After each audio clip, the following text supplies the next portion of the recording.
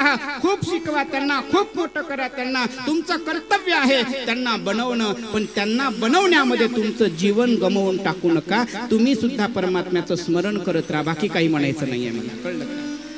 मुलांचं करत करत करत करत तुम्ही तुमचा परमार्थ साध्य करा, कळलं का? त्यांना सोडून द्या, वाऱ्यावर टाका असं नाही. त्यांचं सांभाळत सांभाळत तुम्ही सुद्धा सक्षम होण्याचा प्रयत्न करा. गजेंद्र महाराज म्हणू लागलेले आहे, सगळ्या पत्नींना आवाज देतात, अगं अगं मला काढा, बाहेर काढा, मला यायचंय, मला जगायचं आहे. सगळ्या पत्नी किनाऱ्यावर गेल्या आणि गुड बाय करून दिलं. तुमचं तुम्ही पहा, आमचं आम्ही पाहतो. निघाल्या बाहेर, सगळ्या भार्या बाहेर निघाल्या आणि हा गजेंद्र एकटाच राहिलेला आहे आतमध्ये. आता जरा कथा समजून घ्या.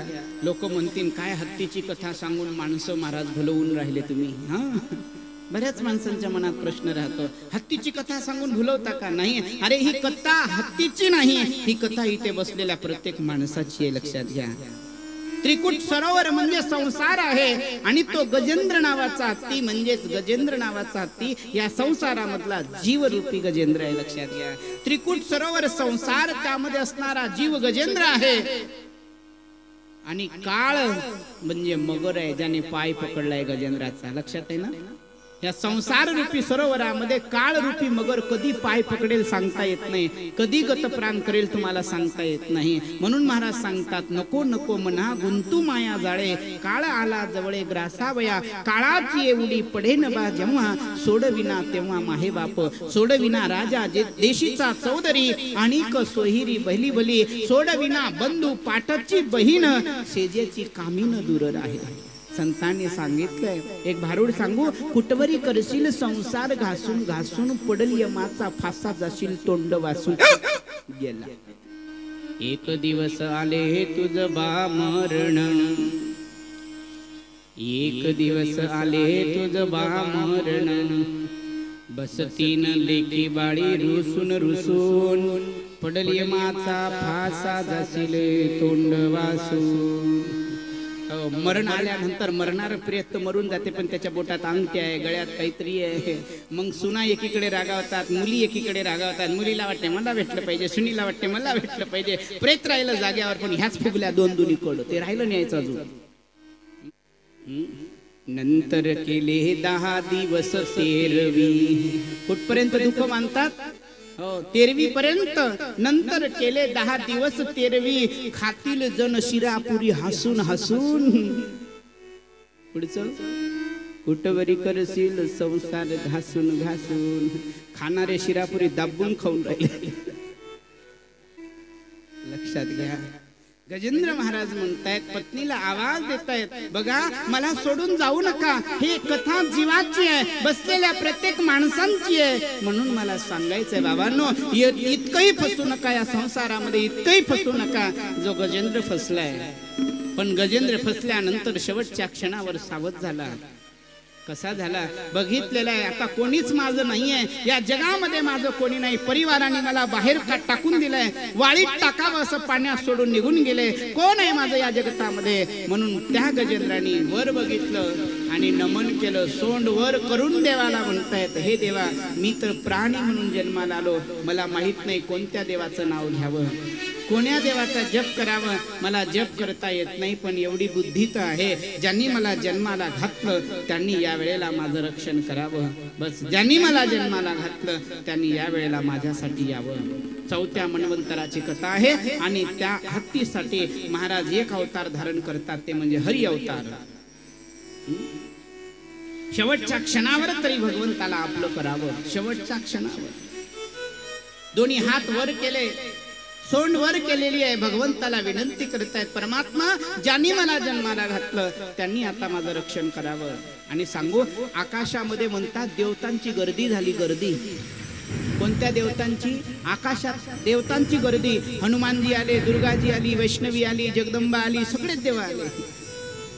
सगळे आल्यानंतर सगळे पाहू लागले.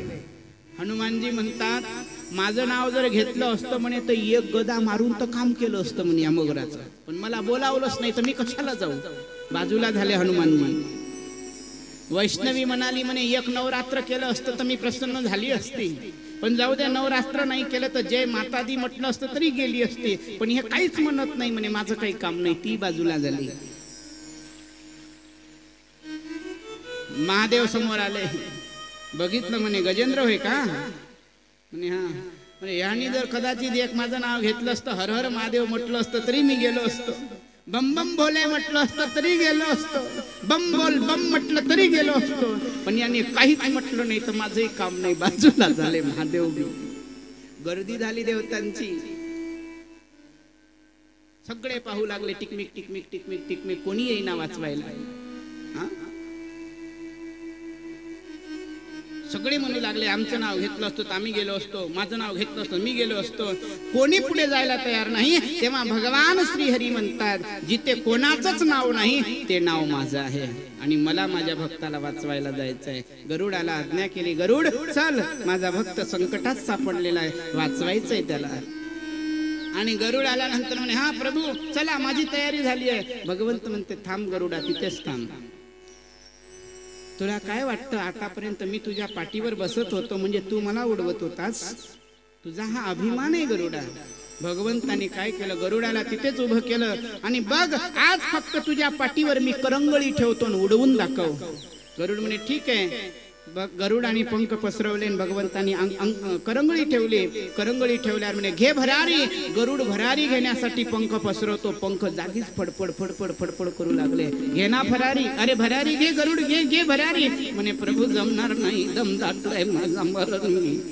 काय झालं, नाही जमत प्रभू. गरुडा तुला अभिमान झाला होता, तुला वाटत होतं की मी तुझ्यावर बसतो आणि तू मला वडवतोस. नाही, अरे तुला तुझ्यावर बसून, तुझ्या पाठीवर बसून दोन्ही पायाच्या आतमध्ये घेऊन तुझ्या सहित भरारी मीच घेत होतो, पण तुला अभिमान झाला होता. प्रभू यापुढे आता मी अभिमान करणार नाही, माझं मला कळलं, कळो आले, आता मला कळलं, अभिमान करणार नाही. भगवंतानी एवढी घाई केली, त्वरा झाली देवे गरुड टाकी येला मागे. एवढी घाई झाली देवाला, गरुडाला सोडून दिला आणि स्वतःच येऊन आकाशात उभे राहिले. तोपर्यंत गजेंद्राने भगवंताला बघितलं, भगवंताच्या अंगावर पिवळं पितांबर आहे आणि बघितलेलं आहे गजेंद्राला. गजेंद्राने भगवंताला जरा धीर आला आणि त्या प्रसंगाचं वर्णन नामदेवरायांनी केलं. पिवळा पितांबर सेला गगनी झळकला, गरुडावर बैसोनी माझा कैवारू आला. येऊ विठ्ठले माझे माऊली, निढळावरी कर ठेवणी वाट मी पाहे. पिवळा पितांबर बघितलेला आहे, माझ्यासाठी माझा परमात्मा आला. गजेंद्राला आनंद वाटला. त्याच सरोवरातली 2 कमल पुष्प तोडली सोंडेनी आणि भगवंताला समर्पण केलेली आहे. तोपर्यंत भगवंताने सुदर्शन धारण केलेला आहे आणि महाराज सगळ्यात अगोदर उद्धार केला तो म्हणजे मगराचा आणि नंतर उद्धार केला गजेंद्राचा. इथेही प्रश्न निर्माण झाला, जर महाराज भगवंताला उद्धारच करायचा होता तर मग गजेंद्राचा अगोदर का केला नाही, मगराचा का केला नाही का? उद्धार करायचा होता तर पहिले गजेंद्राचा नंतर मगराचा, नाही पहिल्यांदा मगराचा केला नंतर गजेंद्राचा. कारण भगवंत म्हणतात माझ्या भक्तांचा उद्धार हे कन्फर्म आहे. भक्तांचा उद्धार म्हणजे माझ्या भक्तांची सीट रिझर्वेशन झालेली आहे, ती पक्की आहे. पण मी एवढा दयाळू आहे, माझ्या भक्तांचे जे पाय धरतो ना मी पहिल्यांदा त्याचाही उद्धार करत असतो. हा स्वाभाविकतेचा विषय माझा. म्हणून म्हणतात पंढरीच्या लोका नाही अभिमान. कळलं का? जिथे अभिमान नाहीये, जिथे अभिमान नाश झालेला आहे, परमात्मा त्यांचा आहे. लक्षात घ्या. हा गजेंद्र मागच्या जन्मात कोण होता, जेणेकरून ह्या प्राण्यांसाठी जीवांसाठी भगवंताला हरि अवतार धारण करावं लागलं. काय पुण्य असेल त्यांचं, तर भागवत मध्ये त्यांच्या मागील जन्मातली कथा येते. गजेंद्र हा मागच्या जन्मामध्ये इंद्रदूम नावाचा राजा होता. त्यांनी अगस्ती ऋषींचा अपमान केला होता. लक्षात घ्या. कोण? इंद्रदूम नावाचा राजा त्रिकुट सरोवरावर बसलेला आहे आणि तिथे अगस्ती ऋषी येतात. अगस्ती ऋषी आल्यानंतर ऋषींना पाहूनही राजा उठून उभा राहिला नाही. तेव्हा अगस्तींना क्रोध आला. म्हणे, शासन चालवणारा, शासित करणारा तू राजा आहे आणि एक संत आल्यानंतर आदरातिथ्य कसं करावं हे तुझ्या लक्षात नाही. दृष्टा, जा, मी तुला श्राप देतो. संताला पाहूनही उठून उभा राहू शकलास नाही, संतांचा आदरातिथ्य करता आलं नाही. जा, तुला सारखा वागलास तर पुढच्या जन्मात तुला स्थूल शरीर प्राप्त होईल. म्हणून त्या संतांच्या आशीर्वाद श्रापाने महाराज हा इंद्रदूम नावाचा राजा हत्ती बनला. तेव्हाही राजा होता आणि आताही राजा. तेव्हा राजा माणसांचा होता, साचा होता. माणुसकी सोडली म्हणून जंगलात प्राण्यांचा राजा बनला. हा गजेंद्र होता. आणि मगर जो आहे हा मगर हुहू नावाचा गंधर्व होता. हुहू नावाचा गंधर्व. नात हा आणि हुहू नावाचे दोन्ही गंधर्व आहे.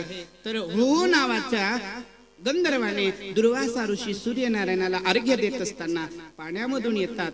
पाणी नदी नसते का, नदीतून पाण्यातून पोहणारे काही माणसं असतात. तर महाराज हा हुहू पाण्यातल्या पाण्यात पोहत पोहत दुर्वासा ऋषींच्या पायाला गुदगुल्या करतात. त्यावेळेला दुर्वासा ऋषी संतप्त झाले आणि खाली वाकून बघितलं. तेव्हा हुहूच्या शेंडीला धरून वर काढलं. म्हणे, कोण आहेस तू? म्हणे, मी हुहू. अच्छा, तुला पाण्यात जास्त पोहायची सवय आहे ना, जा, पुढच्या जन्मामध्ये मगर होशील, पाण्यात पोहत राहशील. दोघांनाही श्राप मिळाला. पण इंद्रदूम नावाच्या राजाला जेव्हा श्राप मिळाला त्यांनी महाराजांचे पाय धरले. महाराज, मला क्षमा करा, मला उशाप द्या. तेव्हा सांगितलं, ठीक आहे, जा, तुझी गलती तुझ्या लक्षात आली तर तुझ्या उद्धारासाठी भगवान एक अवतार धारण करेन. तो अवतार म्हणजे हरी अवतार राहील. संतांच्या म्हणण्यानुसार 4थ्या मन्वंतरामध्ये हरी अवतार झाला. कळलं का? आणि हुहू नावाच्या गंधर्वाला दुर्वासा म्हणतात, तू मला आता उशाप मागतोयस ना, जर उद्धार करून घ्यायचं असेल तर तू फक्त त्या अवतारामध्ये 4थ्या मन्वंतरामध्ये जेव्हा पुढचा अवतार होईल तेव्हा फक्त तू गजेंद्र महाराजांचा पाय धर, म्हणजे त्यांच्या बरोबर तुझाही उद्धार होईल. म्हणून दोघांसाठी एक अवतार धरा. तो अवतार म्हणजे हरि अवतार. बोलिये हरिनारायण भगवान की. कथा खूप सुंदर आहे. थोडं आतमध्ये जाऊन जर अजून बोलायचं असेल ना तर त्रिकुट सरोवर म्हणजे संसार आहे. जीव हा गजेंद्र आहे आणि काळ हा मगर आहे. आणि या काळरूपी मगरातून, मगराच्या जबड्यातून सुटायचं असेल तर नामरूपी हरी आपल्या मुखात सदत असला पाहिजे, सदोदित असला पाहिजे. हा तात्पर्य त्या कथेचा आहे. आणि महाराज पुढे सत्यव्रत राजाची कथा आहे. आणि या सत्यव्रत राजाच्या कथेमध्ये प्रसंग असा आहे, 18 पगड धान्य, सप्त ऋषी आणि महाराज विश्वसृष्टीची संरचनेचा विचार मत्स्य रूप सत्यव्रत राजासाठी निर्माण होतो. आणि 18 पगड धान्याचं आणि सप्त ऋषींचं रक्षण करतात. या कथेबरोबर अष्टम स्कंद पूर्ण होतं आणि 9व्या स्कंदाला सुरुवात होते. जेव्हा हरी अवतार झाल्यानंतर राजा सत्यव्रतांची कथा आहे. मध्येच भगवान श्री वामनांची कथा आहे. ही कथा आपल्याला माहिती आहे, जगप्रसिद्ध आहे. थोड्या वेळामध्ये मी सांगून देतो, पण प्रसंग श्रीमद भागवताचं फार मोठं आहे. ज्या वेळेला दुर्वासा ऋषी एकदा इकडून तिकडे तिकडून इकडे भटकू लागलेले आहे, जात असताना एकदा श्रीहरी नारायणाकडे गेले. श्रीहरी नारायणाने आपल्या गळ्यातील कमल पुष्पाचा हार काढला आणि तो कमल पुष्पाचा हार दुर्वासांना दिला. दुर्वासाने तो हार घेतला, श्रीहरींना वंदन केलं. नीट ऐका, तिथनं येऊ लागलेले आहे. येता येता स्वर्गात गेले. कमल पुष्पाचा हार भगवंतानी मला दिला म्हणून तो हार प्रसादी मला म्हणून दुर्वासांनी इंद्राच्या गळ्यात घातला. इंद्राने तो हार काढला आणि ऐरावत हत्तीला दिला. ऐरावत हत्तीने तो हार सोंडेनी तोडला आणि आपल्या पायाखाली उचलून टाकला. त्यावेळेला दुर्वासाने बघितलं, इंद्रा, तुला एवढा मद चढलेला आहे, जा मी श्राप देतो, तुला संपत्तीचा मद चढला ना, तुझी सर्व संपत्ती पाण्यात पडेल. दुर्वासा म्हणजे अग्नीच होते महाराज. इंद्राची पूर्ण संपत्ती पाण्यात पडली. देवता भिकारी झाले. कटोर घेऊन फिरावं लागलं, जिकडे तिकडे जावं लागलं. काय करावं काय करावं लक्षात येत नाही. इंद्रासहित सगळे देवता ब्रह्मदेवाजवळ गेले आणि ब्रह्मदेवाला म्हणू लागले, प्रभू काहीतरी करा. ब्रह्मदेव म्हणतो, मला काही करणं शक्य नाही. मग आपण सगळेचे सगळे भगवान भोलेनाथाकडे चला. भगवान भोलेनाथ म्हणतात, मीही काही करू शकत नाही. सगळे श्रीहरी नारायणाकडे चला. सगळे नारायणाकडे गेले. नारायणाने आदेश दिला, म्हणे आपण समुद्र मंथन करा. करावं. समुद्र मंथन करत असताना 14 रत्न प्राप्त होतील. देवता म्हणाले, प्रभू एवढ्या मोठ्या समुद्राचं मंथन करायचं आहे, कशाने करावं? म्हणे मंद्रांचल नावाचा रवी आणा, वासुकी नावाचा साप दोर बनवा आणि समुद्र मंथन करा. समुद्र मंथन करण्यासाठी महाराज युक्ती दिलेली आहे. देवता जशाला तसे आले, पण येताना विचारलं, प्रभू देवतांना एवढं मंथन होईल का? म्हणे शक्य नाही, दैत्यांची मदत घ्या. मग दैत्यांचा सल्ला घ्या आणि जे रत्न निघतील ते आपसात वाटून घ्या. ठीक आहे, महाराज अशीच कृती केली. घरी आले, पृथ्वी लोकावर आले, दैत्यांची मुलाखत घेतली आणि देवाने आणि दैत्यांनी युती केली. मग आता हे 14 रत्न काढायचं तर एकट्याचं काम नाही, म्हणून देवता आणि दैत्य दोघेही मिळून महाराज समुद्र मंथनाची तयारी करतात. म्हणे आपण रत्न वाटून घेऊ. दैत्य तयार झाले आणि समुद्र मंथनाची तयारी सुरू झाली. एकीकडनं दैत्य आले, एकीकडनं देवता आले आणि मंथन करायचं आहे. नीट ऐका, हा प्रसंग मनामध्ये संभ्रम निर्माण करणार आहे, पण त्याचं उत्तर मी तुम्हाला देणार. एकीकडनं देवता आहे, एकीकडनं दैत्य आहे आणि म्हणे चला आता रवी आणून टाका. रवी मंद्रांचल नावाचा पर्वत उचलला आणि तो मंद्रांचल पर्वत समुद्रात टाकला. आणि जसा मंद्रांचल पर्वत समुद्रात टाकला, तो वेटेड असल्यामुळे, भारी असल्यामुळे पाण्यामध्ये जाऊ लागलेला आहे. लोक म्हणू लागले, प्रभू बचाव बचाव बचाव, मंद्रांचल खाली चाललेलं आहे. भगवंतानी बघितलं आणि एक अवतार धारण केलं. कूर्म रूप, मोठे असं मोठं स्वरूप बनवलेलं आहे आणि अख्खा मंद्रांचल पाठीवर घेतलं. बोलिये कुर्म नारायण भगवान. जय जय. कश्यप रूप धारण केलं आणि आपल्या पाठीवर मंद्रांचल पर्वत धारण केलं. म्हणे आता वासुकी नावाचा दोर पाहिजे. मग वासुकी नावाचा साप आणला, दोर बनवलं. दैत्य म्हणाले, आम्ही शेपटीकडनं होणार नाही, एवढे काही भित्री नाही, आम्ही मुखाकडनं होऊ. देव म्हणे ठीक आहे, तुमची इच्छा आहे तर हा तिकडनं. कारण म्हणे जेव्हा सापाचं घर्षण होईल, घर्षण होता होता पहिल्यांदा विषाच्या गराळ्या टाकतील, त्यात अर्धे दैत्य असेच जातील. म्हणे आपल्याला काही करायची गरज नाही. दैत्य तिकडनं मुखाकडे झाले, देवता शेपटीकडनं झाले आणि मंथनाला सुरुवात झाली. कळलं का? मंथन करता करता मंथन करता करता त्यातून रत्न निघायला सुरुवात झाली. लक्षात घ्या. तेव्हा महाराज सगळ्यात अगोदर निघालं हलाहल विष. हे रत्नच आहे, लक्षात घ्या. कळलं का? मग आता हे हलाहल विष निघालं. कोण ग्रहण करणार? आणि जर कदाचित पृथ्वीवर टाकलं तर पृथ्वी जळून भस्म होणार. कोण ग्रहण करणार? देवतांनी सुचवलं, म्हणे हे विष ग्रहण करणारा एकच देव आहे. म्हणे कोणता? म्हणे भगवान भोले बाबा. म्हणजे भगवान भोले बाबा शांत, कमी बोलणारे देवता, कोणाशी न बोलणारे देवता. आणि लोकही तेच काम पाहतात, जो शांत असून त्याच्यात मस्तकी मारायचं काम करतात. चला म्हणे भगवान भोलेनाथाजवळ ते विष घेतलेलं आहे आणि भगवान भोलेनाथाकडे गेले. प्रभू प्रभू आपण सृष्टीमध्ये काहीतरी योगदान द्या. म्हणे काय? हे हलाहल विष निघालंय, पिऊन घ्या. महादेव म्हणे अमृत निघालं असतं तर माझ्याकडे आणलं नसतं, पहिले 2-2 वाट्या तिथंच पेले असते तुम्ही. विष निघालं म्हणून माझ्याकडे. ठीक आहे, पण मी कसं काय पान करू? मलाही 2 लेकरं आहेत. महादेव म्हणतात, एक गणपती बाप्पा, एक कार्तिक स्वामी, 2 लेकर आहे, एक पत्नी आहे. त्यांचा सल्ला घ्यावा लागेल ना. ठीक आहे, विचारा. माता पार्वतीला विचारलं, देवी ए देवी. देवी आली. म्हणे काय?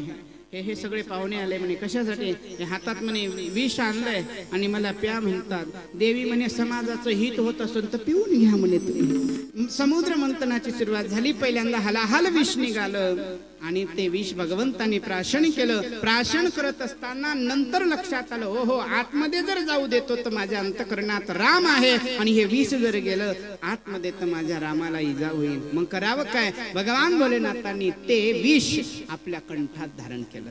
कळलं का? तेव्हापासून भगवान भोलेनाथाचा कंठ निळा झाला. नीलकंठ नाम धारण पडलेलं आहे. नंतर महाराज हलाहल विष निघाल्यानंतर कामधेनू गाय निघाली, ब्राह्मणांना देण्यात आली. तदनंतर महाराज शंख निघाला, भगवंताच्या हातात देण्यात आला. तदनंतर महाराज सुंदर एक देवी निघाली, ती भगवान भोले श्रीहरींना देण्यात आले. तदनंतर पारिजातक वृक्ष निघाला, इंद्रदेवाला देण्यात आला. आणि तदनंतर महाराज मदिरा निघाली, मदिरा, दारू. दैत्य म्हणाले, जे जे निघते ते तुम्हीच घेता, आम्ही काय फक्त मंथनच करावं का? आता निघालेलं म्हणे आम्हाला द्या. देव म्हणे हे तुमच्यासाठी आहे, घेऊन जा.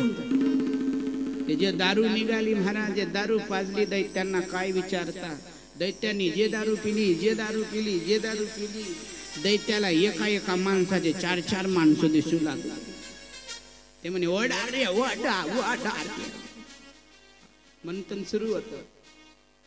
धीरे धीरे प्रसंग पुढे वाढू लागलेला आहे आणि महाराज त्यातून कामधेनू गाय निघाली, असे 14 रत्न निघतात आणि शेवटी अमृताचा कलश घेऊन भगवान धन्वंतरी निघाले. धन्वंतरी अमृताचा कलश घेऊन निघाल्याबरोबर दैत्याला वाटलं म्हणे आता हे सुद्धा कुंभ आपणच घ्यावं. दैत्याने झपटी मारले आणि अमृताचा कलश धन्वंतरी भगवंताच्या हातातून हिसकावून घेतला आणि धावू लागले दैत्य. शैरावैरा धावू लागले.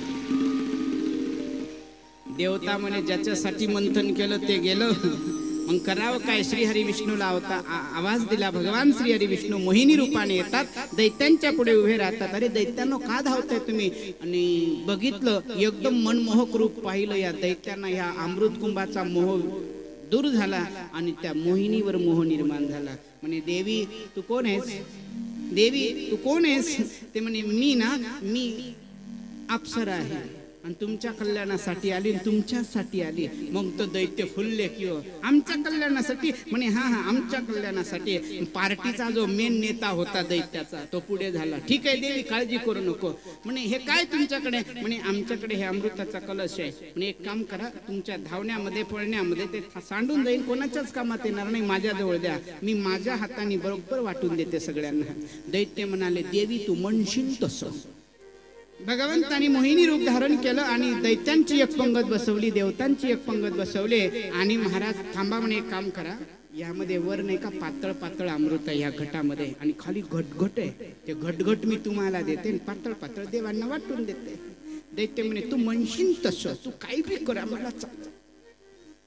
देवाची पंगत बसली, दैत्यांची बसली, देवांना वाटून दिलं. आणि देवता जेवण करताना बोलत नाही, लक्षात. अमृत वाटू लागले, देवता पिऊ लागले. आणि देवताची पंगत होती त्यात कोणी बोलत नव्हतं, पण एक त्याच्यामध्ये स्वरभानू नावाचा दैत्य आहे. कोण? लक्षात ठेवा नाव, स्वरभानू. स्वरभानू नावाचा दैत्य. तो बडल बडल बडल बडल एकटाच बोलू लागला. भगवंताच्या लक्षात आलं म्हणे देवता तो बोलत नाही पण हा बोलणार आहे तर दैत्य आहे. त्याला अमृत दिलं आणि लगेच सुदर्शन धारण केलं. त्या स्वरभानू नावाच्या दैत्याचं शिरछेद केलं. शिरछेद केल्यानंतर शिर आकाशात गेला आणि दैत्यांना सांगू लागला, अरे दैत्यांनो पागल झालात का? जो मोहिनी रूपात बसलेला आहे तो मोहिनी बिहिनी कोणी नाही, साक्षात विष्णू आहे. तुम्हाला छळण्याकरता आलाय. दैत्य उठल्या हातामध्ये खडग घेतलेलं आहे. तोपर्यंत देवतांना अमृत पाजणं झालेलं होतं आणि तो स्वरभानू नावाचा जो दैत्य आहे शिर आकाशात गेलेला आहे. त्याचा एक तुकडावर एक खाली अमृत प्राशन केलं होतं म्हणून गेला नाही तो. एका दैत्याचे 2 दैत्य झाले, त्याचंच नाव राहू आणि केतू पडलं. त्याच राहू केतूचं पहिलं नाव स्वरभानू आहे, कळलं का? मग 2 तुकडे झाले आणि तो वर जाऊन सांगू लागला, दैत्यांनो जागे व्हा. खडग काढले, आपसामध्ये युद्ध सुरू झालं. परिणाम देवता विजयी झाले, दैत्य पराजयी झाले. तदनंतर महाराज दैत्य पराजयी झाले म्हणून दैत्यांचे जे गुरु आहे शुक्राचार्य त्यांना राग आला आणि दैत्यांनी महाराज त्या दैत्यांकडे, दैत्य गुरूंकडे संजीवन मंत्र होतं, त्या संजीवन मंत्राचा प्रयोग केला आणि पुन्हा राज्य स्थापन केलं. आणि त्याच शुक्राचार्यांनी, दैत्यगुरु शुक्राचार्याने संजीवन मंत्रावर आपलं राज्य स्थापन केलं आणि त्या राज्यामध्ये बलिराजाला राजा बनवलेलं आहे. आणि संजीवनीच्या जोरावर 3 लोकांवर आधिपत्य गाजवण्याचा आशीर्वाद दिला. वा, बलिराजाने 3 लोक जिंकलेले आहेत. आणि आता परत देवतांना त्रास होऊ लागला तेव्हा सगळे देवता महाराज इकडे तिकडे जाऊ लागले. तेव्हा अदिती कश्यपाकडे येते आहे, कश्यप ऋषींकडे, आणि म्हणते प्रभू देवता सगळे आज त्रस्त झालेले आहे, काहीतरी व्रत सांगा जेणेकरून देवतांचं कल्याण होईल. तेव्हा कश्यप म्हणतात अगं जाऊ दे, दैत्यही आपलेच मुलं आहे आणि देवताही आपलेच मुलं आहे, कारण दोघांचे वडील कश्यपच आहे.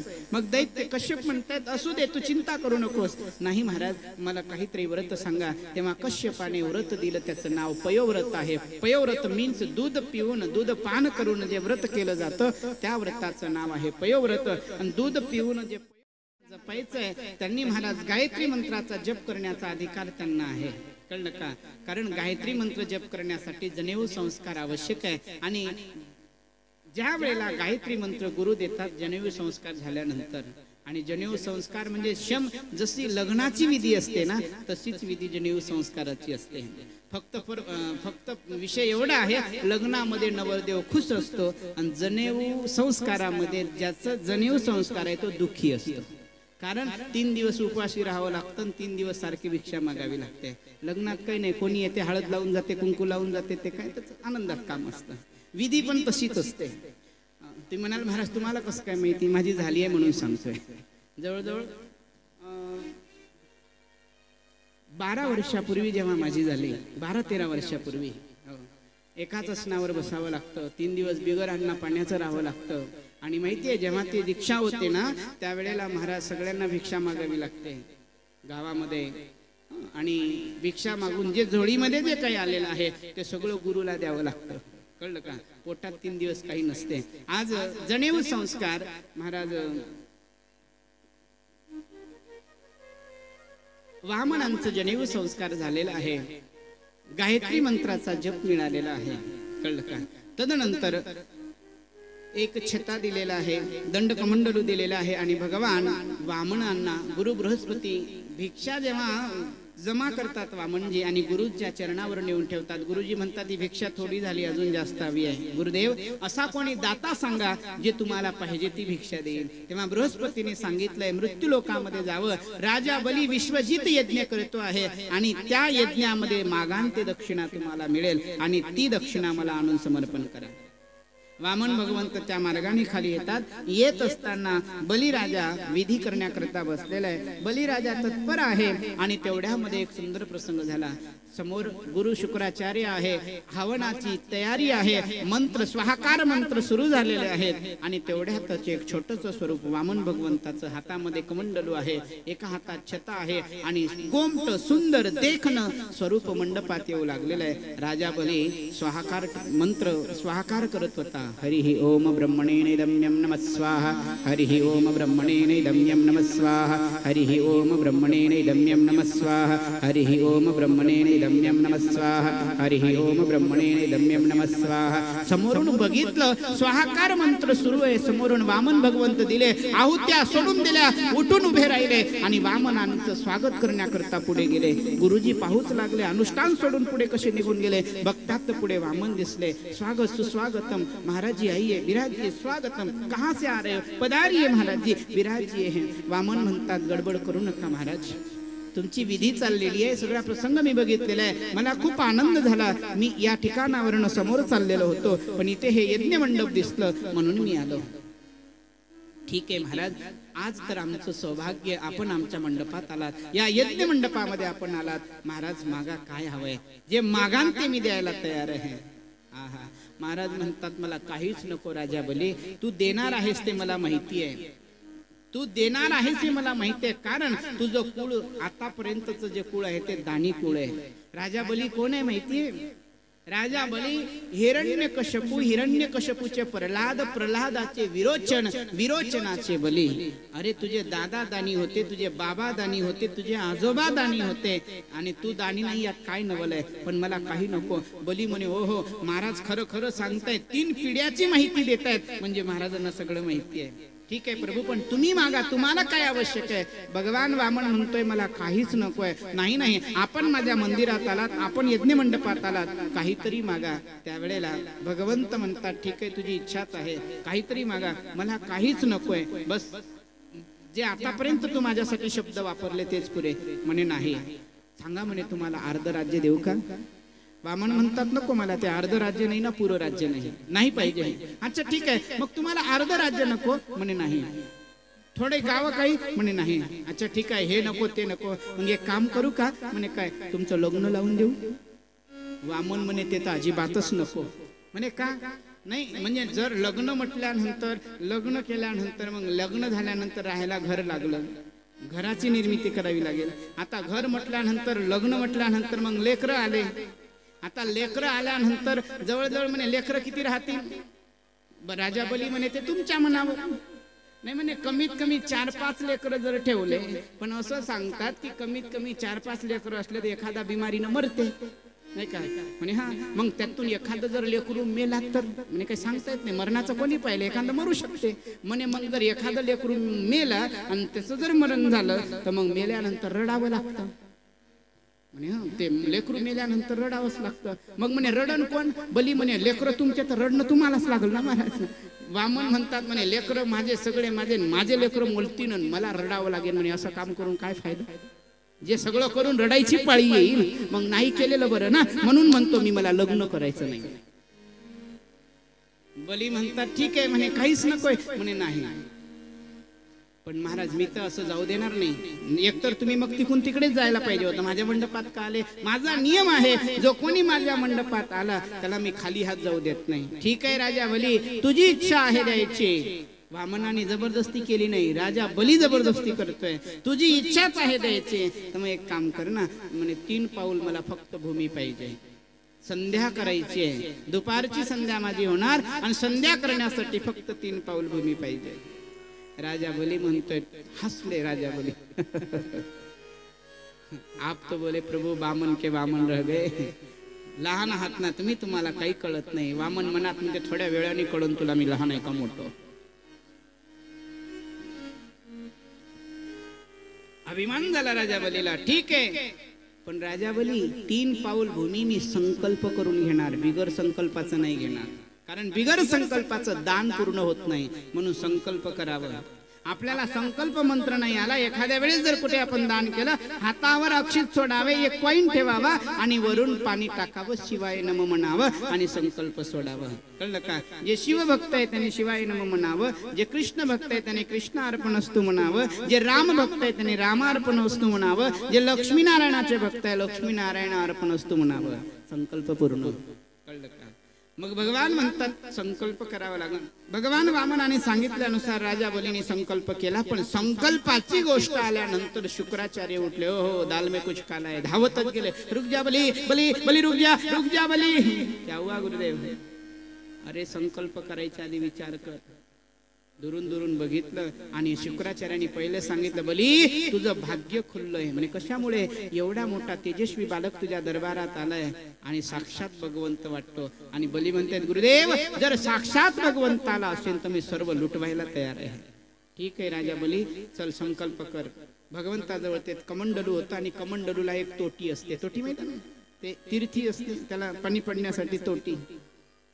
त्या तोटीतून पाणी येत नाहीये का? कारण दैत्यगुरु शुक्राचार्य सूक्ष्म रूप धारण करतात आणि त्या तोटीवर जाऊन बसतात आणि त्या तोटीतून 1 डोळा ठेवून पाहतात बाहेर काय चाललंय.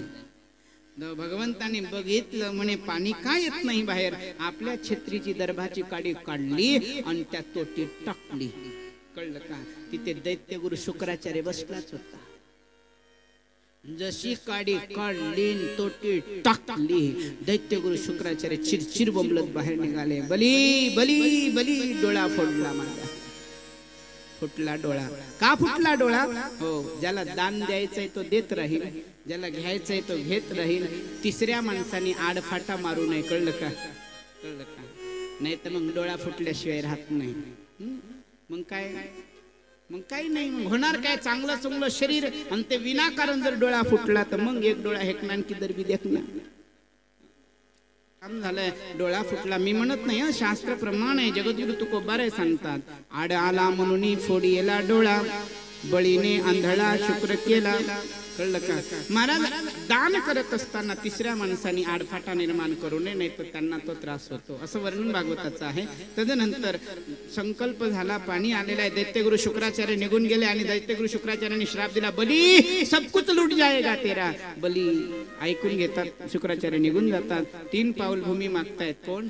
वामन. संकल्प केलाय आणि ठीक आहे सांग बली कुठून घेऊ? आणि तेही पाऊल माझ्या पावलाने घेणार आहे, तुझ्या पावलाने नाही. ठीक आहे महाराज कुठूनही सुरुवात करा. वामनाने पहिल्या पावलामध्ये पृथ्वी नापून घेतली, 2ऱ्या पावलामध्ये स्वर्ग नापून घेतलेला आहे आणि आता म्हणतायत सांग बली 3रं पाऊल कुठे ठेवू? आतापर्यंत अभिमानामध्ये बोलत होतास की काहीतरी मागा, काहीतरी मागा. काय आहे तुझ्याकडे देण्यासाठी?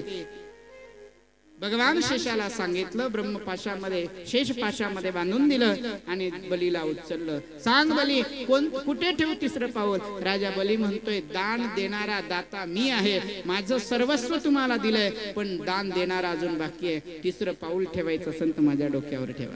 आहा बली समोर बसतात. भगवंताने तिसरं पाऊल बलीच्या डोक्यावर ठेवलं आणि तळातळ सुतळ पाताळाचं जे राज्य आहे ते राज्य बलीला दिलं. कोणी? भगवंतानी. आणि भगवंताचं वाक्य आहे, वारे बली आया था तो था मैं तुझे छलने के लिए लेकिन तूने ही मुझे छल लिया. बलीने सांगितलं, प्रभू आता मला जर काही द्यायचं असेल तर एकच द्या म्हणे. काय? जेव्हा बाहेरून आतमध्ये येईन तेव्हा मला तुम्ही दिसले पाहिजे आणि आतून बाहेर जाईन तेव्हा तुम्ही दिसले पाहिजे.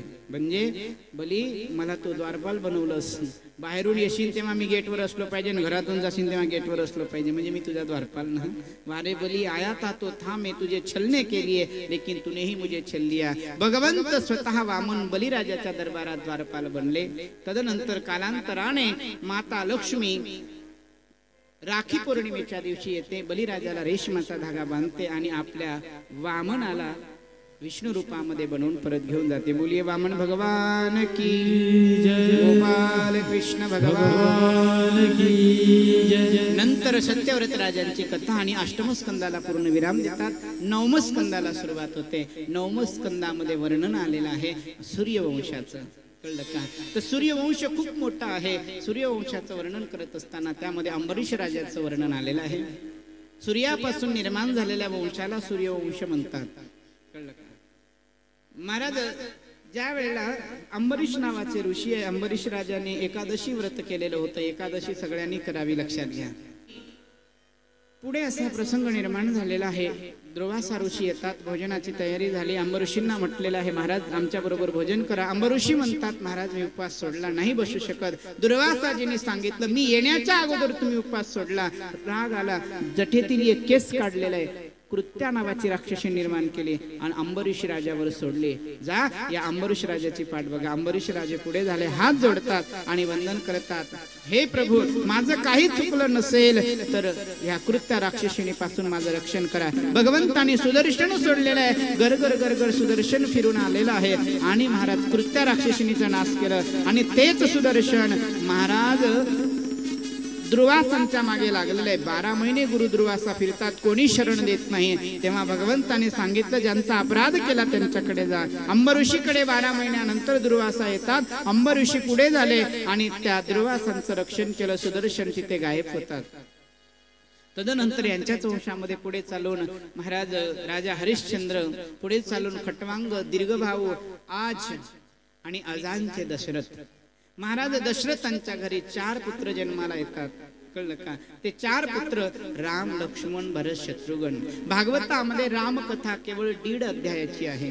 1.5 ते 2 अध्यायाची, जास्त नाहीये. आणि श्री शुकदेवजी महाराज परीक्षितांना सूर्यवंश समजावून सांगत असताना सांगू लागलेले आहे, राजन सूर्यवंश अतिशय सुंदर आहे. या सूर्यवंशामध्ये अंबरीशी राजा झाले, याच सूर्यवंशामध्ये सगर झाले, या सूर्यवंशामध्ये राजा भगीरथ झाले, ज्यांनी मा भगवती गंगेला खाली अवतरित केलं. यांच्याच वंशामध्ये पुढे चालून खटवांग झाले, त्यांच्याच वंशामध्ये पुढे चालून दीर्घबाहू झाले, त्यांच्याच वंशामध्ये पृथू झाले, त्यानंतर महाराज अज झाले आणि अजाचे दशरथ.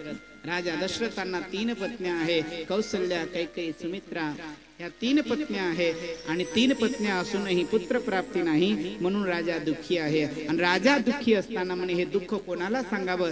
माझ्या या सूर्यवंशामध्ये मला कोणी पुत्र मिळणार नाही का? म्हणून दुःखी झाल्यानंतर राजा दशरथ आज गुरु जवळ जाऊ लागलेला आहे. गुरु गृह गय तुरत मयी पाला, गुरु गृह गय तुरत मयी पाला.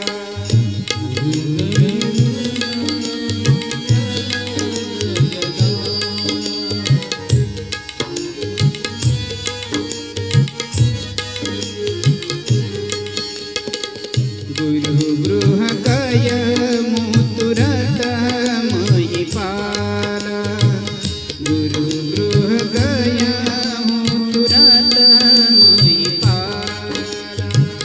श्री राम जय राम जय जय राम, श्री राम जय राम जय जय राम.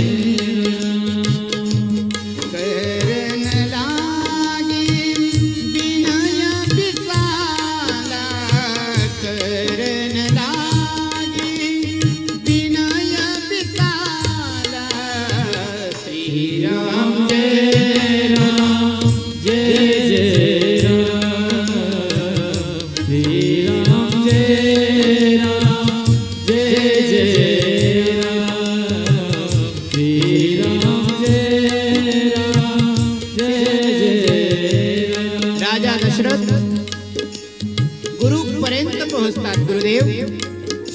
वंशाचा मी शेवटचा राजा असेल का? मला पुत्रप्राप्ती होणार नाही?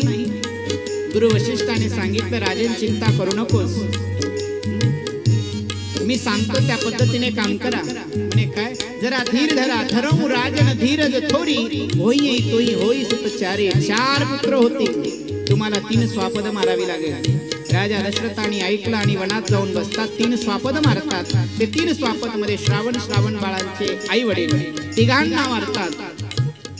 अनावधानाने मरतात, शब्दभेदी वाणाने मरतात. अंध माता पित्याने श्राप दिला, दशरथा अंध माता पित्यांची काडी ओढून घेतलीस, आंधळ्याची काठी तोडून घेतलीस. दशरथा, आम्ही आज जसं बाळ श्रावण करत गत प्राण होतोय ना, तुला 4 पुत्र होतील आणि 4 पुत्रातून एकही पुत्र शेवटच्या क्षणावर तुझ्या मुखात पाणी टाकणार नाही. शास्त्र सांगतात 4 पुत्र होती दशरथा, पण अंतकाळी एकही नव्हता. गुरुदेव, 3 स्वापद झालेली आहे, काय करू? काही नाही, शृंगी ऋषींना बोलावा, पुत्र कामिष्टी यज्ञ करा. पुत्र कामिष्टी यज्ञ करण्यासाठी शृंगी ऋषींना आणलं. यज्ञामध्ये स्वाहाकार मंत्र सुरू झालेले आहे, मंत्रविधी पूर्ण होऊ लागलेली आहे आणि मंत्रातून यज्ञातून भगवान श्री हरी प्रगट होतात. यज्ञ नारायण प्रगट होतात, पायसाचा प्रसाद देतात. तो प्रसाद वशिष्ठांच्या हाती, वशिष्ठांनी राजा दशरथांच्या हाती. राजा दशरथांनी 3 भाग केले, पण भाग कसे केले? अर्ध भाग कौसल्या दीना,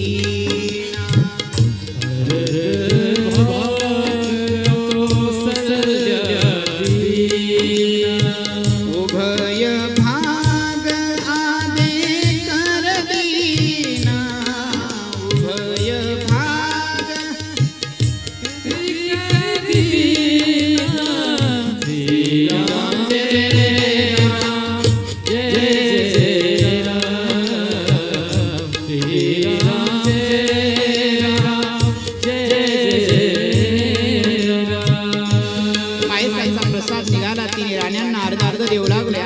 कौसल्या दिला. एका भागाचे 2 तुकडे केले, अर्ध भाग कौसल्याला दिला, ती मोठी आहे. उरलेल्या भागाचे 2 तुकडे केले, एक तुकडा सुमित्रेला दिला आणि एक कैकेयीला. मध्येच एक घटना घडली. सुमित्रा पाहत होते, अचानक चील नावाची पक्षिणी येते, जिला आपण घार म्हणतो. त्या घारीने सुमित्रेच्या हातावरचा प्रसाद उचलला आणि तो प्रसाद ऋषिमुख पर्वतावर माता अंजनी तपश्चर्या करते आहे, तिच्या हातामध्ये वा पदरामध्ये प्रसाद पडला. त्या प्रसादापासून वीर हनुमंत झाले. आता सुमित्रेच्या हातावरचा प्रसाद नेला म्हणून कैकेयीने आणि कौसल्याने अर्धा प्रसाद केलेला आहे आणि ते सुमित्रेला दिला. परिणाम 2 मुलं होतात. 3 राण्यांना दिवस राहिलेले आहेत, दिवसावर दिवस जाऊ लागलेले आहे, डोहाळे पुरवलेले आहे आणि पाहता पाहता प्रसंग पुढे येऊ लागलेले आहे. आणि हळूच ती तिथी जवळ आली. कोणती? नवमी तिथी मधुमास पुनीता, शुक्ल पक्ष अभिजित हरिप्रीता. श्रीराम जय राम जय राम. गाइए भाव से हाथ ऊपर, तालियों की सेवा करते हुए.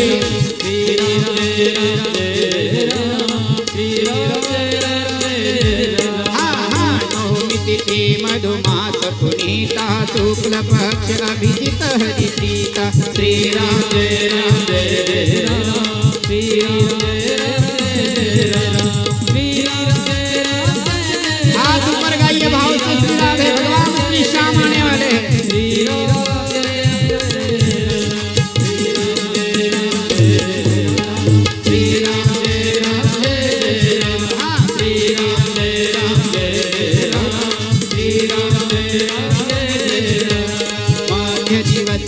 चेतन गामा, पावन काल लोक विश्रामा. श्रीराम जय राम जय राम, श्रीराम जय राम जय राम. श्रीराम जय राम जय राम, श्रीराम जय राम जय राम, श्रीराम जय राम जय राम, श्रीराम जय राम जय राम, श्रीराम जय राम जय राम, श्रीराम जय राम जय राम, श्रीराम जय राम जय राम, श्रीराम जय राम जय राम, श्रीराम जय राम जय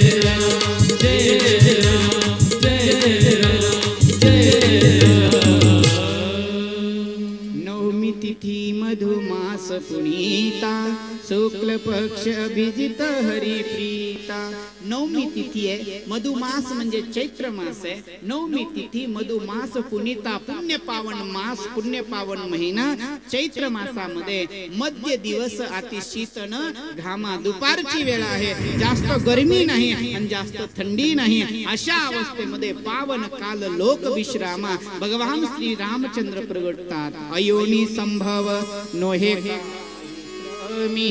नामयाचा स्वामी प्रगटला, श्यावर रामचंद्र भगवान की जय. अयोध्येमध्ये भगवंताचा जन्म झाला. पूर्ण अयोध्या नगरी सजलेली आहे, वातावरण प्रफुल्लित झालेलं आहे. जिकडे तिकडे केवळ एकच नार आहे, भगवान श्री रामचंद्रांचा जय जयकार. आतापर्यंत घरामध्ये बाळ नव्हता, आज प्रभू रामचंद्रांचा भगवान श्री रामचंद्र प्रगट झाले आणि एक नाही, महाराजांना 4 मुलांची प्राप्ती झाली.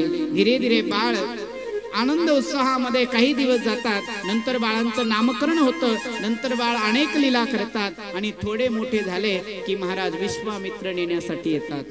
पहिल्यांदा गुरुकुलात जाऊन आले, नंतर विश्वामित्र नेण्यासाठी येतात. नेत असताना ताटकेचा वध करतात. पुढे जात असताना महाराज अहिल्या उद्धार करतात. पुढे निघाले, जनकपुरीमध्ये येतात, सीता स्वयंवर करतात. तिथनं पुढे येतात. घरी आल्यानंतर एक दिवस मुकुट टेढा झालेला आहे. राजा दशरथाने बघितलं, भगवंताला राजा बनवावं म्हणून निर्णय केला, पण राजा न होता वनवासात जावं लागतं. मंत्रेच्या बोलण्यावरनं महाराज कैकेयीच्या 2 वचनावर राजा दशरथ आपल्या श्री रामचंद्रांना वनामध्ये पाठवू शकत नाही. 6 दिवसानंतर राजा दशरथांचा अंत्यविधी होतो. भरताने ती उत्तर क्रिया पूर्ण केलेली आहे. तदनंतर पुढे जात असताना चित्रकूटमध्ये भगवंत येऊन थांबतात. तदनंतर पंचवटीमध्ये येतात. पंचवटीमध्ये रावण साधू वेशामध्ये सीतेला चोरून येतात. जटायूची भेट होते, शबरीची भेट होते, पंपा सरोवरावर हनुमंताची सुग्रीवांची भेट होते, वाली सुग्रीवांचं वध होते. तदनंतर पुढे भगवान प्रभू रामचंद्र चालू लागलेले आहे आणि जात असताना पुढे सीतेची शोधी करू लागलेले आहे. सीता पाहू लागले. हनुमंतरायाने सीतेचं शोध केलेला आहे. लंकेमध्ये भरारी घेतलेली आहे, लंका जाळून खाक केली आणि भगवान हनुमंतराय परत येतात. शोध केलेला आहे. नंतर सगळे वानर सेना मिळून सेतुबंध करतात, लंकेवर चढाई करतात. लंकेवर चढाई केल्यानंतर रावणाचा वध करतात, मंदोदरींचं सांत्वन करतात आणि महाराज विभीषणाला सिंहासनावर बसवतात आणि प्रभू परत अयोध्येत येतात आणि प्रभू परत आल्यानंतर रामराज्य करतात. इथपर्यंत कथा रामचरित मानसाची भागवतात आहे आणि त्यानंतरचा विषय पुन्हा सीतेचा वगैरे आधी वाल्मिक रामायणाचा तो विषय आहे. भगवान श्री रामचंद्र आज राजे बनलेले आहे. पूर्ण अयोध्या नगरी आनंदामध्ये आहे आणि आनंदामध्ये असल्यानंतर सुंदर असा प्रसंग होतो आणि श्री सुखदेवजी महाराज परीक्षित राजांना सांगतात, राजन सूर्यवंशाची कथा इथपर्यंत मी तुम्हाला सांगितलेली आहे. 1.5 अध्यायाची कथा आहे, पण मी पूर्ण सांगण्याचा प्रयत्न केला. ठीक आहे. आणि आता म्हणता येतं परीक्षिताने सांगितलेलं आहे, गुरुदेव आपण आतापर्यंत सूर्यवंशाची कथा सांगितली, पण आता त्या वंशाची कथा सांगा. कोणती? कथितो वंश विस्तारो भवता सोम सूर्ययो. सूर्यवंशाचं वर्णन आपण केलं, पण आता चंद्रवंशाचं वर्णन सांगा. भगवान शुकदेवजी महाराज म्हणतात, ठीक आहे, कृष्ण कथा ऐकायची ना तुम्हाला, वेळ कमी आहे, डायरेक्ट दशमस्कंदात तुम्हाला मी नेणार. महाराज दशमस्कंद डायरेक्ट सांगणार. महाराज सांगतात, ठीक आहे, चंद्रवंशाची कथा ऐकायची आहे ना म्हणे. हा काही नाही. चंद्रवंशामध्ये पुढे चालून महाराज सुरसेनांचे चिरंजीव वसुदेव, वसुदेवाचे चिरंजीव कृष्ण, इकडे उग्रसेन महाराजांचे चिरंजीव कंस, इकडे उग्रसेन महाराजांचे मित्र वा भाऊ देवक, देवकांची मुलगी देवकी, देवकीचा आणि वसुदेवाचा विवाह झाला. कंसाने जरा मध्ये 7 वर्षासाठी बंदिस्त केलं. 7 बाळांचं वध करण्याचा निर्णय केला आणि तदनंतर एक कृष्ण अवतार जन्माला येतो. गोकुळामध्ये जातो, नंदगावात राहतो, तिथून मथुरेला जातो. मथुरेला गेल्यानंतर जरासंधाचा पराभव करतो. मथुरेनंतर द्वारकेची समुद्रामध्ये द्वारकेची रचना करतो. तिथे प्रौढ लीला करतात. तदनंतर महाभारताचं युद्ध घडवतात, पांडवांना उपदेश करतात. तदनंतर पुढे भगवंत शेवटी सगळ्यांना गीता तत्वाचा उपदेश करून तत्वाचा उपदेश करून निर्धाम गमन गाठतात. राजा परीक्षित, संपली कृष्ण कथा. परीक्षित म्हणतात, गुरुदेव 3 दिवसापासून आस लावून बसलोय मी कृष्ण कथेसाठी, तुम्ही 1 मिनिटात कृष्ण कथा सांगून दिली. 1 मिनिटात कृष्ण काय आहे? मी असं ऐकलं आहे की आमच्या घरी कृष्ण यायचा. मी ऐकलंय माझे दादा परदादा भगवान कृष्णाचे भक्त होते. एवढंच नाही, माझ्या रक्षणासाठी भगवान आले होते. आणि त्या भगवंताची कथा मी एकदम एका मिनिटात कशी ऐकू गुरुदेव? मला पूर्ण कथा सांगा आणि सविस्तर सांगा. राजा परीक्षितांना शुकदेव म्हणतात, 4 दिवस झाले परीक्षित, जरा नाश्ता पाणी करून घे, भोजन वगैरे करून घे. परीक्षितांनी उत्तर दिलं, गुरुदेव त्या भोजनासाठी आणि पाण्यासाठीच तर मी हा श्राप लावून घेतलाय. अजून मला तुम्ही त्यातच ढकलताय का गुरुदेव? आता ना मला भोजन ना आता काही, आता फक्त मला केवळ कृष्ण कथा ऐकायची आहे. आता नकोय गुरुदेव, ज्या भोजनामुळे ज्या पाण्यामुळेच हा श्राप लागलाय. आता ना मला भूक लागत ना ताण. न भूक लगती है न प्यास लगती है, जिंदगी अब उदास लगती है. ना भूक लागत ना ताण, आता फक्त जिंदगी मध्ये उदासीनता आली आहे. कशासाठी? फक्त मला कृष्ण हवाय आणि ती कृष्ण कथा सांगा.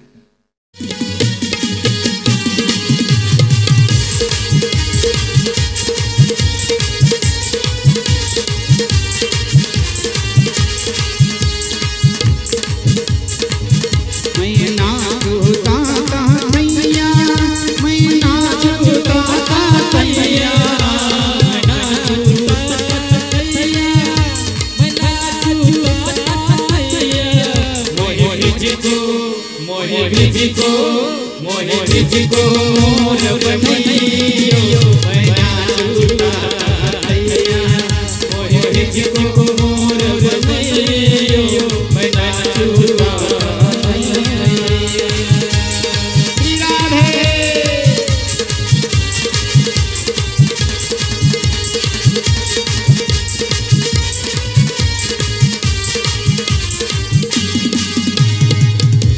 हाथ ऊपर तालियों की सेवा करते हुए और मेरे साथ साथ गाइए सब.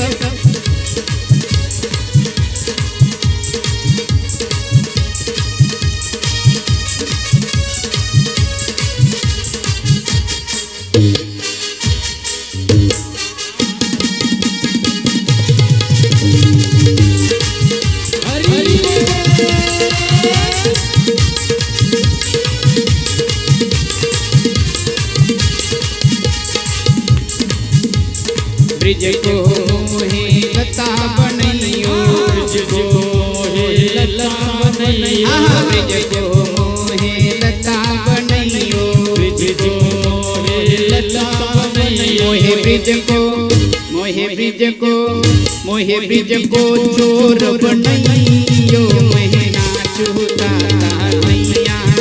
मोहे ब्रिज को मोर बनैयो मैं नाचूंगा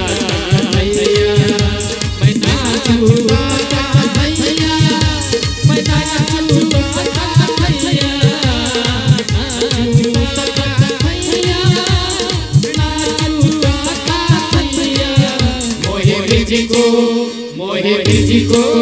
मोहे ब्रिज को मोर बनैयो मैं नाचूंगा भैया. मोहे ब्रिज को मोर बनैयो मैं नाचूंगा भैया. गाइए भाव से श्री राधे. श्री ठाकुर जी आने वाले हैं कुछ क्षण में.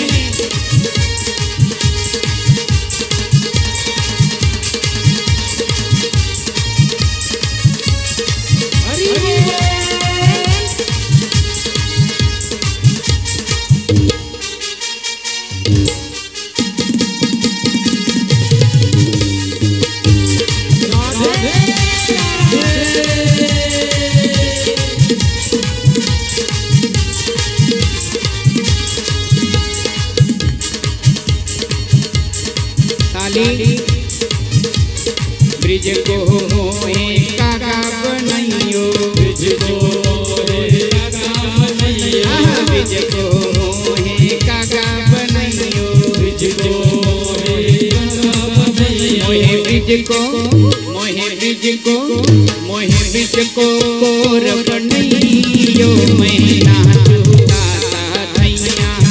मोहे ब्रिज को मोर बनैयो मैं नाचूंगा.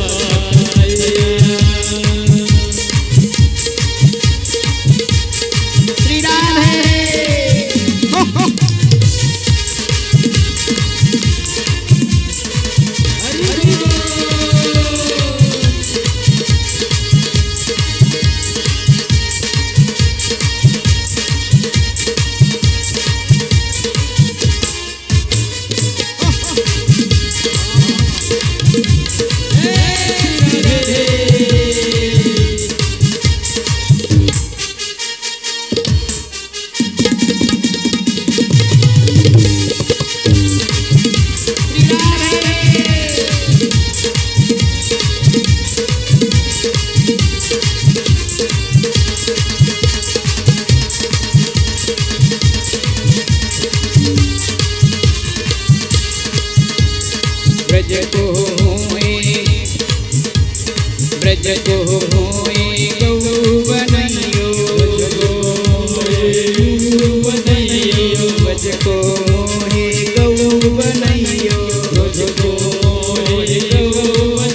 मोहे ब्रज को मोहे ब्रज को मोहे ब्रज को मोर बनैयो मैं नाचू ताता थैया मोहे ब्रज को मोर बनैयो मैं नाचू ताता थैया मैं नाचू ताता थैया मैं नाचू ताता थैया नाचू ताता थैया नाचू ताता थैया मोहे ब्रज को हाथ को मोहे को मोर बनैयो मैं नाचू ताता थैया मोहे को मोर बनैयो मैं नाचू ताता थैया मोहे को मोर बनैयो मैं नाचू ताता थैया मोहे को मोर बनैयो मैं नाचू ताता थैया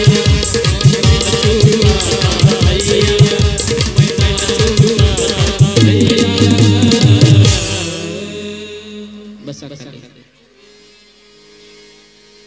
भगवान श्रीहरीने सांगितलं आणि सगळेजण येऊन अवतार घेऊ लागलेले आहे. नीट ऐका, बोलू नका.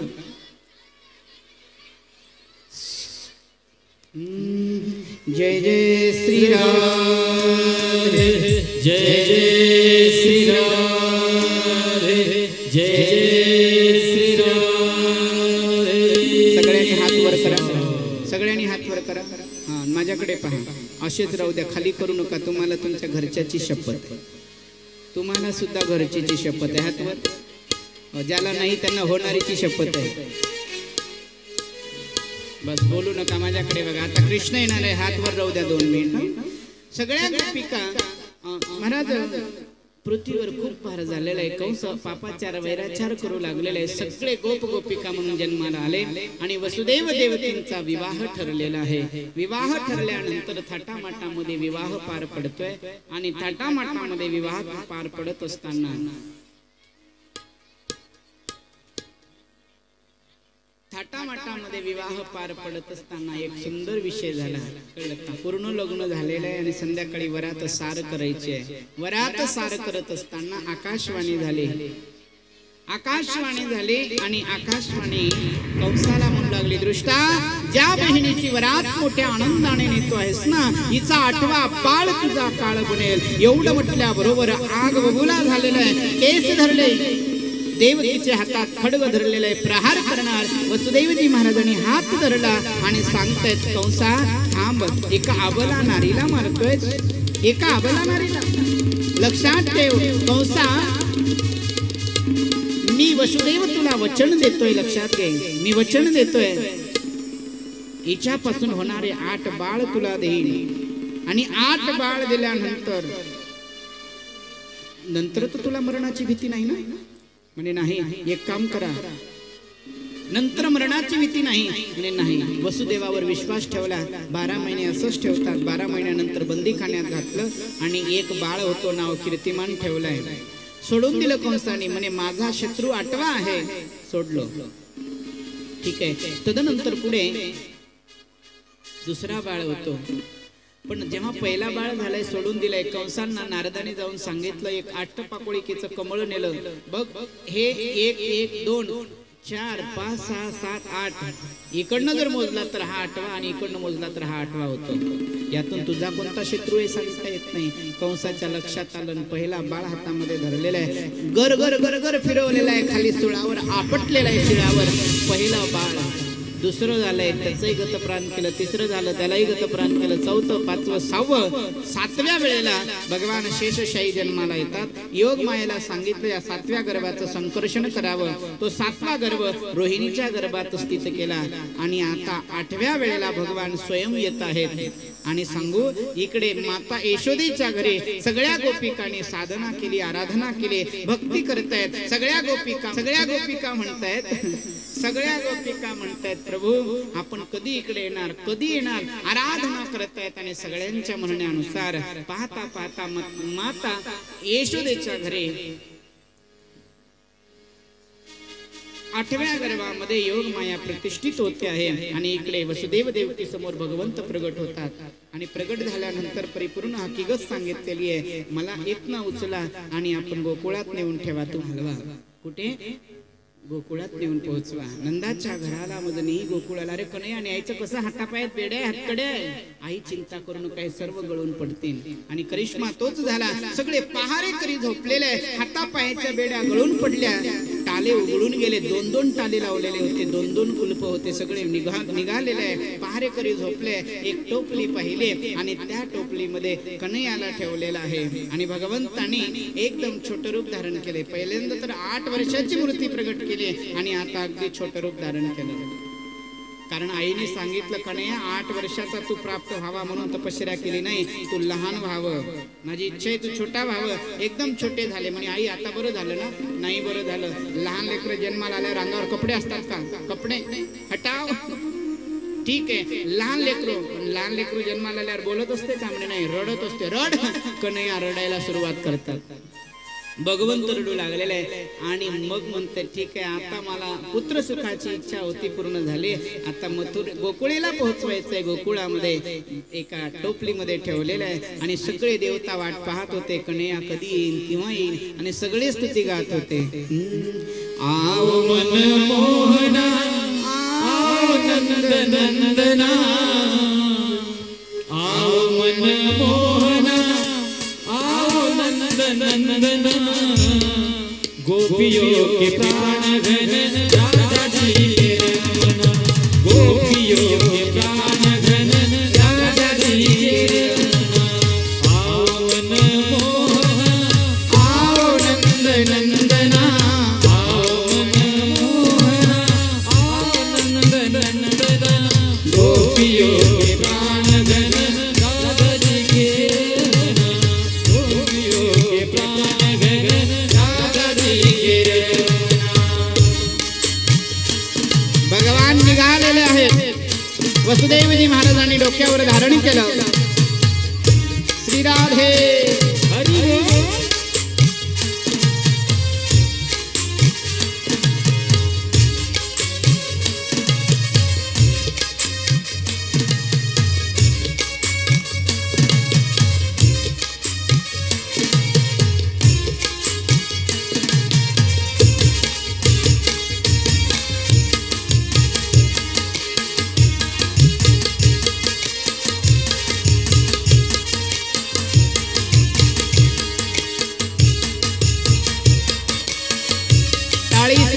वसुदेवजी महाराज येऊ लागलेले आहेत. डोक्यावर टोपली ठेवलेली आहे. पावसाच्या सरी कोसळू लागलेल्या आहेत. श्री राधे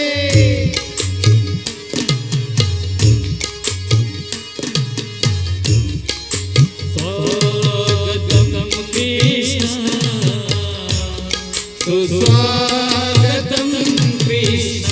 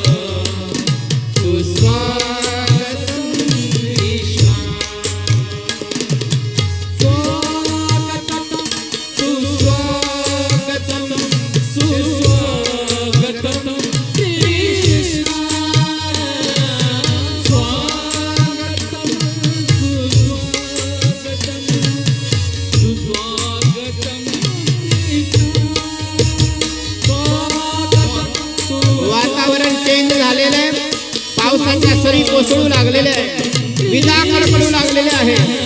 आभाळ गडगडू लागलेले आहे. आकाशात आकाशातून सरी कोसळू लागल्या पावसाच्या, यमुना भरलेली आहे, दुथडी यमुना भरून वाहू लागलेली आहे आणि धीरे धीरे धीरे धीरे धीरे धीरे पाऊल वर येऊ लागलेले आहे. पाणी वर येतो आहे आणि पाणी येत असताना भगवंतांनी एक पाय मागे टाकलेले आहे. यमुनेने मार्ग दिलेला आहे. पावसाच्या सरी कोसळत होत्या, आभाळ गडगडत होतं, वातावरण ढगाळ झालेलं आहे, मेघांची गर्दी दुमदमलेली आहे आणि त्याही प्रसंगामध्ये वसुदेवजी महाराज गोकुळामध्ये जाऊ लागलेले आहेत. गोकुळामध्ये पोहोचू लागले वसुदेवजी महाराज. तिथे मैया यशोदा अचेतन पडलेली आहे आणि मैया यशोदेला बघितलेलं आहे. अचेतन पडलेल्या यशोदेकडे कन्हैयाला ठेवू लागलेली आहे. मैया यशोदा अचेतन आहे आणि वसुदेवजी महाराजांनी कन्हैयाला यशोदेकडे ठेवलेला आहे आणि यशोदेकडे मुलगी जन्माला आलेली आहे. यशोदेकडे मुलगी जन्माला आलेली आहे. ती मुलगी टोपलीत घेतात आणि कन्हैयाला तिथे ठेवून दिलेला आहे. आणि जसं कन्हैयाला ठेवून दिलेलं आहे, मुलगी घेऊन वसुदेवजी महाराज परत जातात आणि परत जात असताना मुलीला घेऊन जेव्हा वसुदेवजी महाराज परत जातात, वसुदेवजी महाराज बंदीखान्यात गेल्याबरोबर आपोआप टाले लागलेले, आपोआप पहारेकरी जागे झाले. मुलगी रडायला लागली, ट्याव ट्याव ट्याव ट्याव ट्याव ट्याव. मुलगी रडू लागलेली आहे आणि सगळे पहारेकरी जागे झाले आणि कंसाला निरोप देतात, महाराज महाराज महाराज, 8वा जन्माला आला महाराज, 8वा. कंस अणवाणी पायाने धावत येतो आणि त्या मुलीला घेतलेला आहे. देवकी रडत होती, दादा अरे तुझा काळ मुलगा आहे, ही मुलगी आहे, सोडून दे रे दादा, मारू नकोस रे दादा. पण कंसाने देवकीला हिसांडा मारलेला आहे आणि मुलगी हातातून हिसकावून घेतली, गर गर गर गर फिरवू लागलेले आहे आणि खाली शिळेवर आपटणार तेवढ्यात हातातून सुटली, आकाशामध्ये जाऊन बोलू लागली, दृष्टा अरे ज्याला मारण्याचा तू प्रयत्न करत होतास ना, तो बाळ ब्रजभूमीत कुठेतरी जन्माला आलेला आहे. कंसाने ऐकलं आणि कंस चिंतित झालेला आहे. एवढं कडक बंदोबस्त ठेवूनही माझा शत्रू जन्माला आला कसा? कंसाची अवस्था काय झाली आहे उद्या पाहू, पण आज आपण सगळे नंदगाव मध्ये जाऊ. इकडे सकाळ झालेली आहे. नंदाची बहीण सुनंदा सकाळी जाऊन यशोदेकडे पाहते, आतापर्यंत यशोदा उठलेली नाही, काय भानगड आहे? जाऊन बघतात तर यशोदा अचेतन आहे, बाळ झोपलेलं आहे, बाळाच्या अंगावर वस्त्र आहे. जरा वस्त्र बाजूला करून पाहिलं, मुलगा आहे का मुलगी? 21 वेळा तर त्यांनी वासुदेव गायत्रीचा जप केला, नारायणाचा जप केलं आणि मग कपडा साईडला करून बघितलं तर लाला दिसला. तशीच सुटली सुनंदा, धावत सुटली. नंद बाबा गोशाळेमध्ये जप करत होते, गोशाळेमध्ये गाईचं कार्य करत होते. धावत धावत गेले, बाबा बाबा बधाई हो, बाबा बधाई हो, बधाई हो बाबा बधाई हो. क्या हुआ? अरे कौन से बात की बधाई? बाबा आपके घर लाला भयो है, बाबा तुमको बधाई है. नाचने लगे वसुदेव जी, कूदने लगे आणि नाचत नाचत घरी येत नाही तोपर्यंत हल्ला मचला होता. काय है? नंद घरानंद भयो, जय कन्हैया लाल की.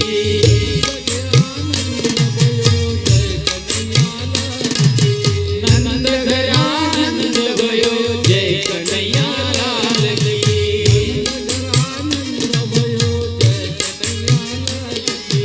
आज आनंदी आनंद,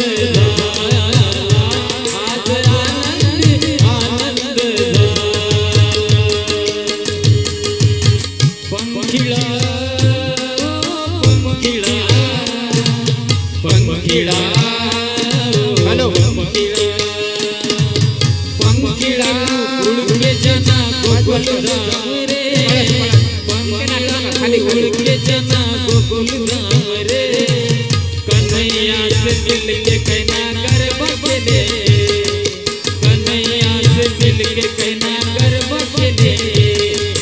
पंखिड़ा ओ पंखिड़ा, पंखिड़ा ओ पंखिड़ा.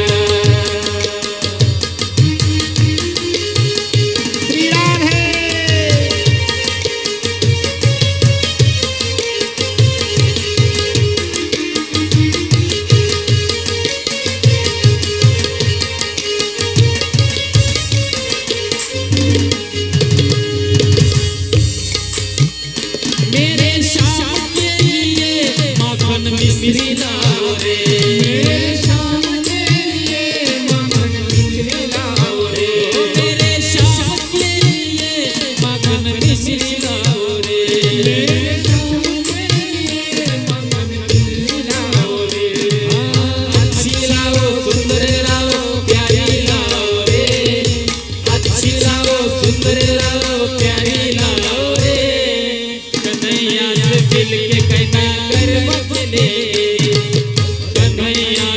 मिलके कहना गरबा खेलेंगे पंखीड़ा पंखीड़ा पंखीड़ा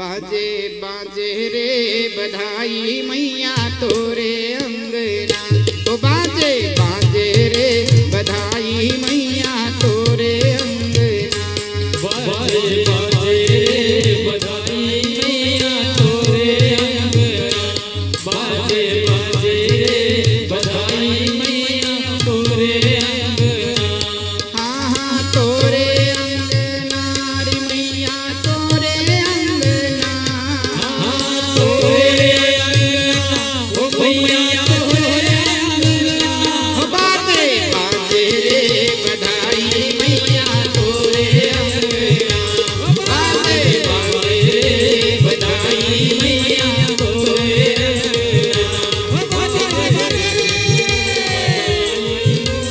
तोरे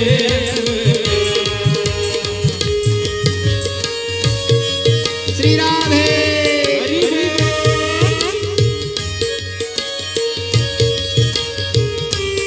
ओह, ताली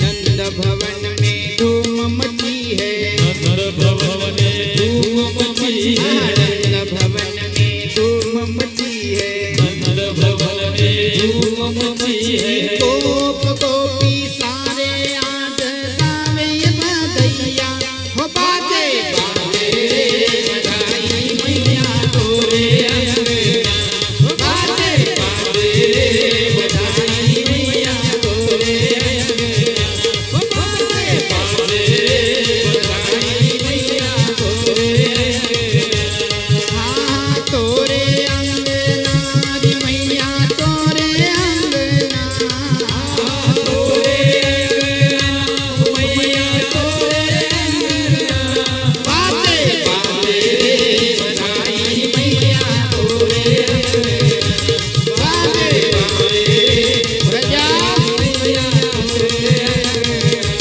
बाजे बाजे रे बधाई मैया तोरे अंगना बाजे बाजे रे बधाई मैया तोरे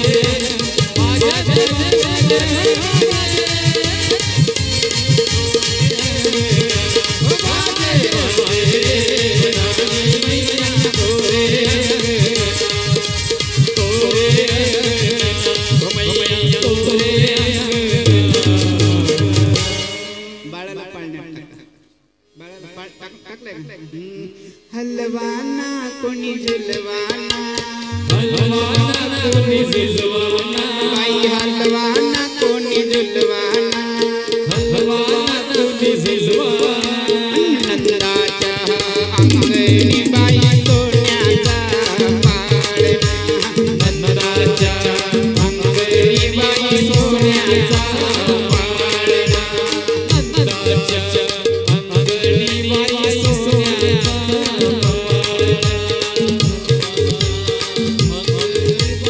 बाळाला पाळण्यात टाका झोका द्या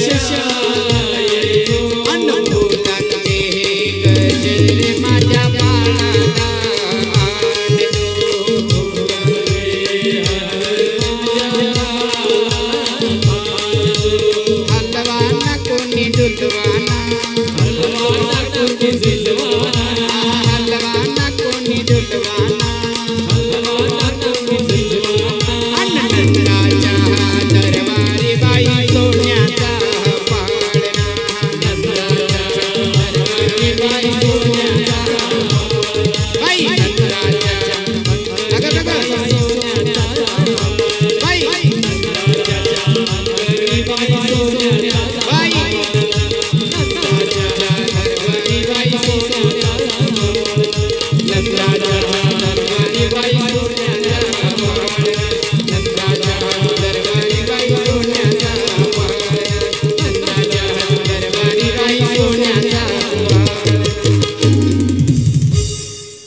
तुम्ही म्हटलं असेल महाराज पूर्ण का म्हटलं नाही ऐका तुम्ही म्हटलं असेल महाराज पूर्ण का म्हटलं नाही पूर्ण बोथ मध्ये म्हणणार आहे येणाऱ्या 14 तारखेपासून 20 तारखेपर्यंत तिथे सुंदर रामकथा आहे हं? ठीक आहे आरती लावा आरतीसाठी उभे राहा श्री भागवत भगवान की है आरती पापियों को पाप से है जाती ये अमर ग्रंथ है मुक्ति पंथ से पंचम वेद निराला है नवज्योति जगाने वाला है हरिनाम यही हरिधाम यही हरिनाम यही हरिधाम यही जगत के मंगल की है आरती पापियों को पाप से आरती पापियों को पाप से आरती ये शांत गीत पावन पुनीत पापों को मिटाने वाला है हरिदर्शन कराने वाला है ये सुख करणी ये दुख हरणी ये सुख करणी ये दुख हरणी श्री मधुर सुंदर की है आरती पापियों को पाप से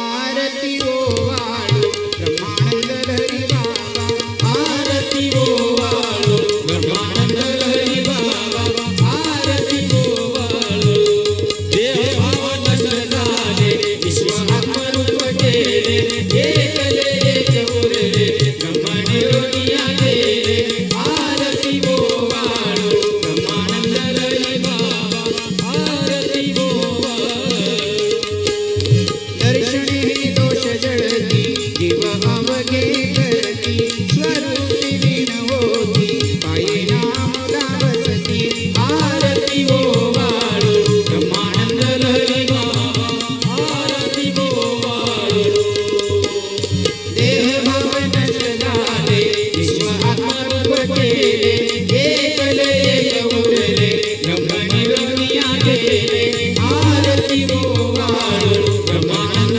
हरी बाबा आरती ओ वाळू कर्पूर गौरम करुणावतारं संसार सारं भुजगेन्द्रं सदा वरदानं विद्येयं भवानी चैतन्यमानं मन्दारमार्गां उदारताये कपालमाला चन्द्रिकराय दिगम्बराय दिगंबराय नमः शिवाय भालेलेनाथान वैद्य डोळ्याला पाहिले लोक तुझे प्रेमे आले आनंद पूजन भावावाळे हरिनाम विठ्ठल रखुमाई देवारमय विठ्ठल रखुमाई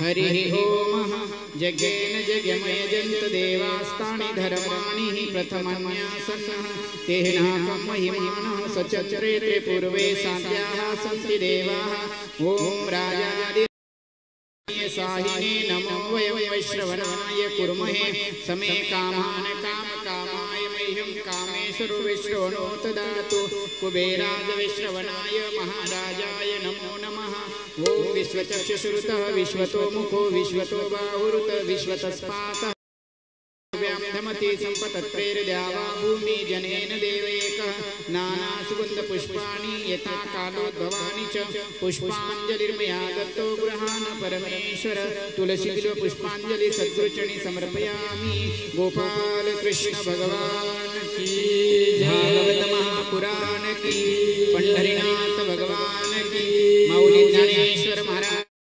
नीचे दिया गया लाल बटन दबाकर सब्सक्राइब करें ताकि